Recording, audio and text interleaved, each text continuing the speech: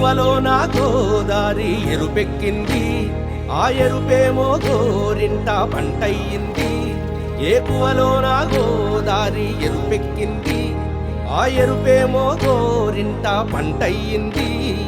పండిన చేతికెన్నో సిగ్గులొచ్చి ఆహా సిగ్గంత చీరగట్టింది. చీరలో చందమామ ఎవరమ్మ, ఆ గుమ్మ సీతమ్మ. రానే వచ్చాడో యమ్మ రామయ్య, వస్తూ చేశాడో యమ్మ ఏదో మాయా.